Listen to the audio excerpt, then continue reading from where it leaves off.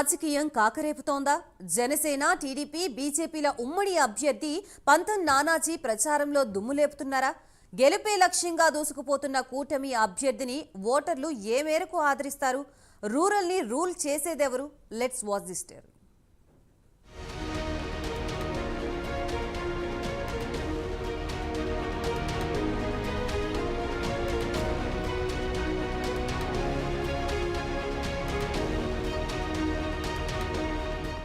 వందకి 100% strike rate సాధించడమే లక్ష్యంగా జనసేన అభ్యర్థుల్ని ప్రకటించారు పవన్. కాకినాడ రూరల్ నియోజకవర్గంలో అన్ని లెక్కలు బేరీజు వేసుకుని క్షుణ్ణంగా అధ్యయనం చేసి ఖచ్చితంగా గెలిచే అవకాశాలు ఉన్నాయని అంచనాకు వచ్చాకే పంతం నానాజీని అభ్యర్థిగా ప్రకటించారు పవన్. అధినేత పవన్ కళ్యాణ్ నమ్మకానికి తగ్గట్లే ప్రచార బరిలో దూసుకుపోతున్నారు పంతం నానాజీ. నానాజీ ప్రచారానికి వెళితే జనం వేలాదిగా తరలివస్తున్నారు. జనంలో మంచి ఇమేజ్ ఉన్న పంతం నానాజీ రూరల్లో గెలుపు జెండా పాతడం ఖాయమని అటు రాజకీయ వర్గాల్లోనూ విశ్లేషణలు సాగుతున్నాయి.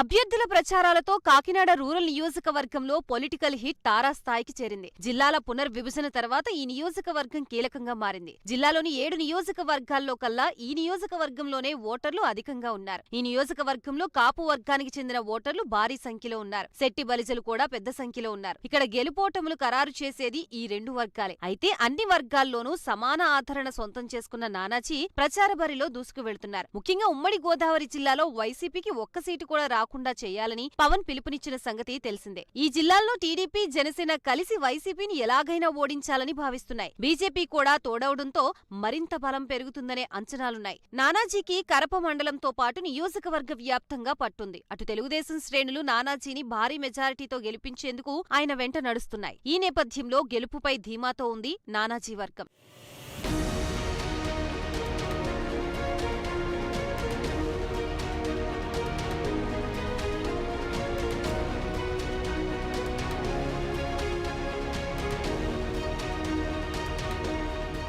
పంతం నానాజీకి ఉన్న అదనపు బలం టీడీపీ మద్దతు. నియోజకవర్గ వ్యాప్తంగా జనసేనకు మంచి పట్టు ఉంది. ఇక్కడ యువత జనసేన అంటేనే ఊగిపోతారు. వారందర్నీ కలుపుకుని పోతున్న పంతం నానాజీ తిరుగులేని నేతగా అవతరించారు. పవన్ కళ్యాణ్ అంటే ఎంతగానో అభిమానించే పంతం నానాజీపై జన సైనికుల్లో రాష్ట్ర వ్యాప్తంగా ప్రత్యేక ఆదరణ ఉంది. ప్రభుత్వ వ్యతిరేకత ఇక్కడ నానాజీకి కలిసి రానుంది. జనసేన పిలుపునిచ్చే ప్రతి కార్యక్రమాన్ని తూచా తప్పకుండా నిర్వహించిన నానాజీ ప్రజలకి మరింత చేరువయ్యారు.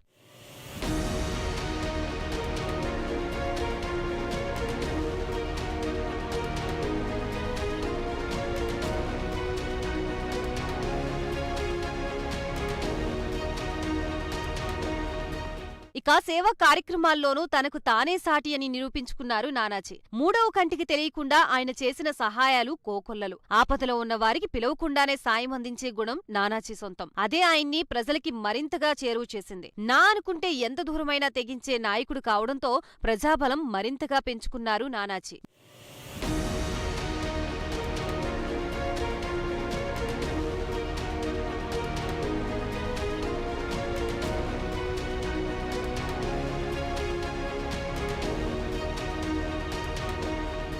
వీలైనంత క్షుణ్ణంగా సర్వేలు చేయించి గెలుపు గుర్రాల్ని బరిలోకి దించాలని టీడీపీ అధినేత చంద్రబాబు, పవన్ కళ్యాణ్ వ్యూహరచన చేసి మరీ అభ్యర్థుల్ని ఖరారు చేశారు. ఈ తరుణంలోనే కూటమిలో పొత్తులో భాగంగా కాకినాడ రూరల్ స్థానం జనసేనకు దక్కింది. దీంతో అక్కడ ఖచ్చితంగా గెలుపు జెండా ఎగరవేస్తారన్న సర్వే లెక్కలతోనే పవన్ పంతం నానాజీని బరిలోకి దించారు. 5 ఏళ్ల వైసీపీ పాలనలో రోడ్డు దగ్గర నుంచి మొదలు పెడితే ఉద్యోగ ఉపాధి లేకపోవడం, పన్నుల బాధడు, అభివృద్ధి మచ్చుకైనా కాకపోవడం లాంటి పరిస్థితులు నానాజీకి కలిసి రానున్నాయని రాజకీయ పరిశీలకులు చెప్తున్నారు. కూటమి గెలిచే అవకాశాలున్నాయన్న వాదనలతో అధికారంలో ఉండే పార్టీ అభ్యర్థిని గెలిపిస్తే అభివృద్ధి పరుగులు పెడుతుందన్న భావన స్థానిక ప్రజల్లో కనిపిస్తోంది. భారీ మెజారిటీతో నానాజీని గెలిపించి అసెంబ్లీకి పంపిస్తామని అటు టీడీపీ, బీజేపీ క్యాడర్ కూడా నానాజీ వెంట కదులుతోంది.